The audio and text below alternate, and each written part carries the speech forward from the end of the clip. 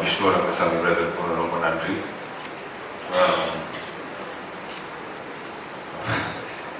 என்ன சொல்றதுன்னு தெரியல. ரொம்ப ரொம்ப முக்கியமான ஒரு தருணத்தில் என் லைஃப்பில் இருந்தேன். ஏன்னா இந்த கொரோனா அதெல்லாம் வந்து ஆல்ரெடி ஒரு தடவை அந்த மாதிரி ஃபீல் பண்ணியிருக்கேன். பட் ஆனால் ஆயிடுச்சு 16-17 வருஷம் ஆயிடுச்சு. வந்து கரெக்டாக தான் இருக்கிறோம். கரெக்டாக எங்கே மிஸ் ஆகுது என்ன பண்ணுறதுன்றது தெரியல. சரி போதும், சினிமா போதும் அப்படின்ற மாதிரி ஒரு மைண்ட் செட். அப்போதான் வந்து எனக்கு மேம் கிட்ட இருந்து ஒரு கால் வந்தது. இந்த மாதிரி அச்சு தான் ஃபோன் பண்ணாங்க, மேம் மீட் பண்ணணும்னு சொன்னாங்க. போய் மீட் பண்ணும்போது நான் நினச்சேன் ஏதோ ஒரு விஷயமா இருக்கும். நான் வில்லனாக தான் கேட்டேன். வில்லன் மாதிரி 2 பேர் பண்ணுறாங்க, அந்த வில்லனாக இருக்கும் இல்லை ஏதாவது சின்ன கேரக்டர். பட் இந்த படத்தில் ரொம்ப ஒரு முக்கியமான பார்ட் கதையை சொல்லி அதுக்கப்புறம் சார் நடிக்கிறாங்க இதெல்லாம் சொன்னாங்க. என்னால் அப்போ தான் நான் பிலீவ் பண்ணேன், கடவுள் வந்து எனக்கு கொடுத்த கிஃப்ட் இது. என்னை திருப்பியுமே என்னோட ஜேர்னி இங்கே நிறைய இருக்குது, சினிமாவில் நான் இருப்பேன் அப்படின்னு எனக்கு நம்ப வச்சது. ஸோ என்றைக்குமே நான் உங்ககிட்ட பல தடவை சொல்லியிருக்கேன், ஜாஸ்தியாக சொல்கிற மாதிரி கூட இருக்கும். உண்மையாகவே மனசார சொல்கிறேன், நான் உங்களுக்கு ரொம்ப ரொம்ப கடமைப்பட்டிருக்கேன். Thank you ma'am. அதுக்கப்புறம் விஷ்ணு பிரதர், அவர் இந்த படத்தில் போட்ட உழைப்பு வந்து ரொம்ப பெருசு. அவர் கண்டிப்பாக சினிமாவில் ஒரு நல்ல இடத்துக்கு வரணும்னு நான் கடவுளை வேண்டிக்கிறேன். கண்டிப்பாக வருவாருன்னு நான் நம்புகிறேன். ஸோ அவருக்கும் நன்றி. அதுக்கப்புறம் செந்திலனெல்லாம் வந்து எனக்கு இவ்வளோண்டு வயசுலேருந்து தெரியும். ராமராஜன் சார் வீட்டுக்கு வந்து அவர் கவுண்டமணி சார்லாம் வந்து சீட்டு விளையாடுவாங்க, அப்போலேருந்து தெரியும். அப்புறம் தம்பி ராமையா சார், நான் எனக்கு எப்படியாவது ஒரு நல்லது நடத்தணும் அப்படின்னு நினைக்கிற ஒருத்தவங்க நல்ல சார் ஒருத்தவங்க. அதுக்கப்புறம் எனக்கு மூணாவது ரமேஷன் வந்து இந்த படத்து மூலிமா வந்து அவர் வந்து டெய்லி ஃபோன் பண்ணி என்னடா தம்பி அப்படின்ட்டு உரிமையாக பேசிகிட்டு இருக்கிறோம். ஸோ அவ்வளோ க்ளோஸ் ஆகிட்டாங்க. ரொம்ப நன்றிண்ணா. சொல்கிறேன், சில நேரங்களில் நானும் விஷ்ணுவும் ஆக்சுவலி நிறையவே ஓட்டியிருக்கோம்.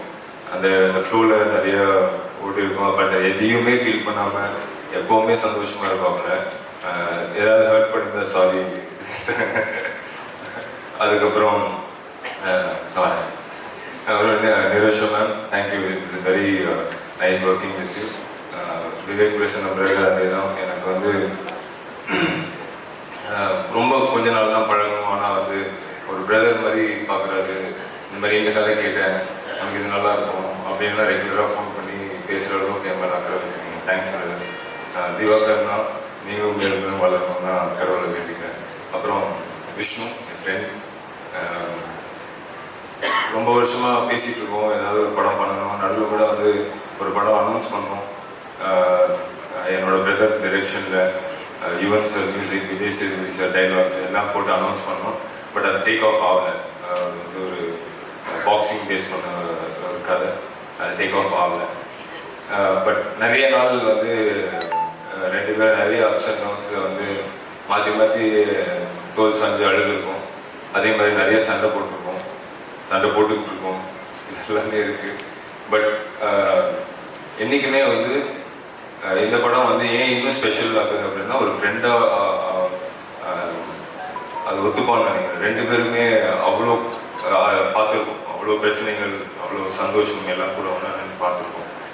ஸோ அவர் கூட ஒர்க் பண்ணது வந்து ரொம்ப சந்தோஷம்.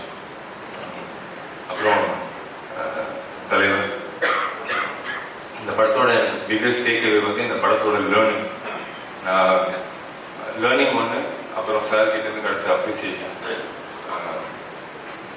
எனக்கு என் மேலே கான்ஃபிடென்ஸே இருக்காது எப்போ போனாலும். ஏன்னா வெற்றி அப்படிங்கிறது ஒன்று இருந்துச்சு, அது மாற்றிடும் எல்லாத்தையும். பட் அது இல்லை அப்படின்னும் போது நம்ம கரெக்டாக பண்ணுறோமா தப்பாக பண்ணுறோமான்ற ஒரு டவுட்லேயே தான் இருப்பேன். ஆனால் சார் என்னை வந்து 2-3 தடவை கூப்பிட்டு சொன்னார், இவர் வெரி வெரி குட் ஆக்டர், ரொம்ப நல்லா பண்ணுறேன் அப்படின்ட்டு. அது வந்து அவர் யோசிக்கலாம் மாட்டார், அப்படியே ஆன் ஸ்பாட் கைத்தட்டி எனக்கு ஒரு சீனில் வந்து என்னை கட்டி பிடிச்சி அவ்வளோ பக்கத்தில் உட்காரு அப்படின்னு சொல்லி அவ்வளோ அப்ரிஷியேட் பண்ணாங்க. என்ன மட்டும் இல்லை, யார் நல்லா பண்ணாலும் அவ்வளோ அப்ரிஷியேட் பண்ணாங்க.